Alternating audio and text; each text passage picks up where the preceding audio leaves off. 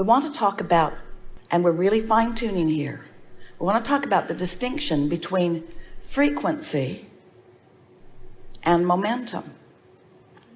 You could be on a lower frequency, which means you've got a lot of resistance that you're introducing into the equation. So let's say you're fearful or in despair. Yeah. And you've been fearful and in despair for a while.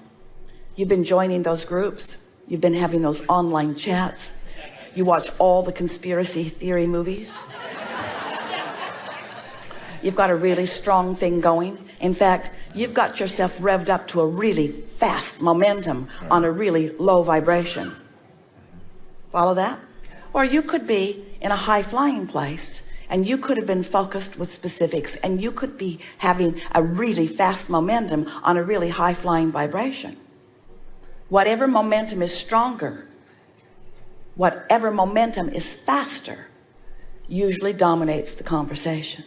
So if someone comes into your space and they've really got that going on, it could challenge you where you are if you still have some untended to fears about some of the things that they have fears about active in your vibration. And when they come into your space with all of that momentum going, law of attraction is going to cause their fear and your fear to rendezvous. And when that happens, you're going to feel it, which is such a wonderful thing, because it lets you know you've got some unresolved things going on that you didn't know you had going on, that are hindering you. You just didn't know they were hindering you because they're not active all the time.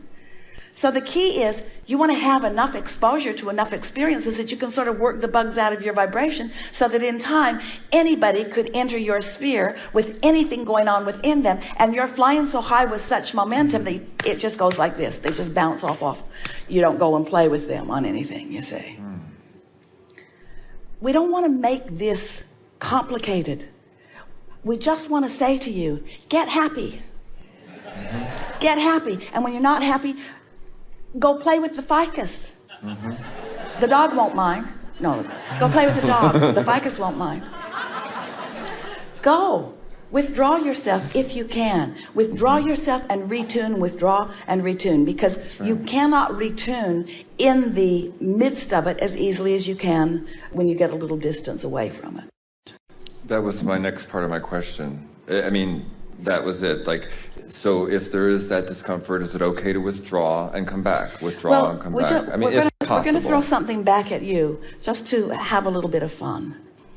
The art of allowing, the art of allowing, the art of resistance, the art of alignment, the art of resistance. In other words, you're tuning into who you are, or you're holding yourself apart from who you are. And so the path of least resistance, we touched on this just a little bit yesterday.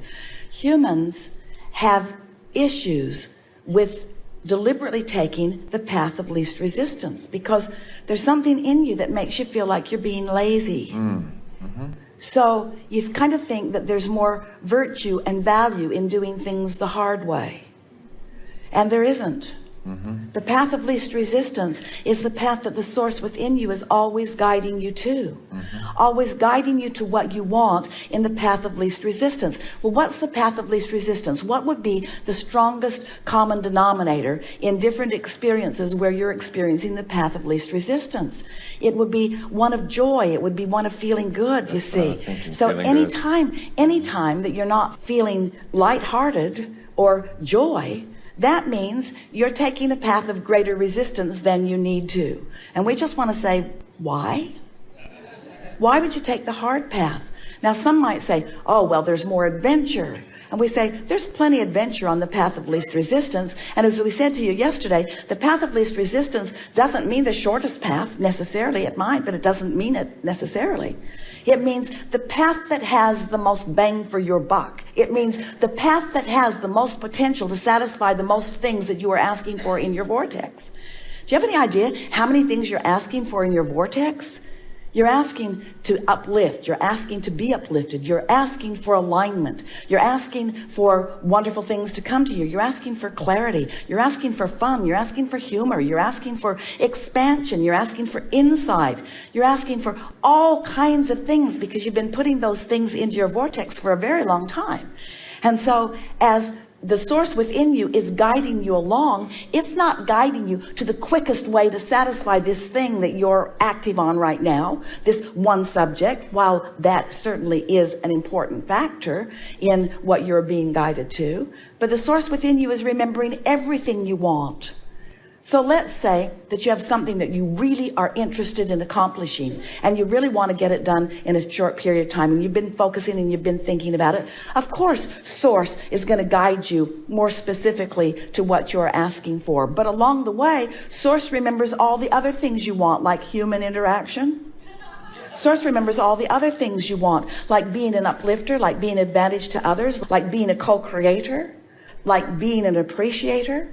And so once you get tuned to this high frequency, that leverage that we were talking about yesterday begins to kick in a way where you have this expansive capacity to explore and receive life. You become more like us. You become more like the source within you, more omnipresent, more sensitive to more things at the same time, more able to receive all of the benefit. It would be sort of like being in a situation where only one of your physical senses, let's say you're going to dinner tonight and you've chosen one of these beautiful places on board this ship, and you have chosen a specific meal that is to your liking, but you go only with the sense of sight. This looks really good, you say. Look at those colors. But you can't smell it. You can't taste it. Can't hold your fork. Bulky example. But what we are getting at, the more you tune yourself to this higher frequency, the greater your capacity to devour the deliciousness of every interaction with everything, so that you find yourself fascinated and enjoying the details, the tactile, visceral, extraordinary details, multi-leveled details of this time-space reality. Nice to know. So what do you do? So with all of that, what did we just say to you? Go to bed tonight, make a decision that when you get up in the morning, you're going to be happy. When you wake up, acknowledge that you are, and then do your best to stay there as long as you can. And if you find yourself in the middle of a conversation with someone and you feel yourself sort of slipping from it, just go 17, 16, 15. And they'll say, what are you doing? 14, 13. What are you doing? 12, 11.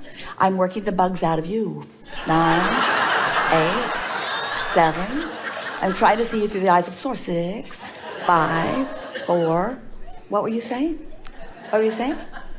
17, 16, 15, 14, 13, 12. You're looking better to me. 8, 7, 6, 5, 4. What were you saying? 17, 16, 15. Don't do it out loud. Don't do it out loud. Just have fun with this. You're meeting up with all kinds of people in all kinds of places. Esther was getting ready today and turned on her television with all the music to choose from. And the system was in one room and she was getting ready in the other. And she made 25 trips into the other room to change the music because she was reaching for something that was in a vibrational vicinity of where she was. And it seemed like no matter what one she chose, there were all kinds of different choices. It got into heavy stuff right away. And she thought, they should just put this all in one category and call it bummer. There was nothing uplifting about anything. Finally, she just turned it off and thought her own happy thoughts. You tune yourself to the frequency that is you. And everything that is the frequency that you are will then begin to reveal itself to you. And meanwhile, let's not make such a big thing about it. Helpful? Very. Really good.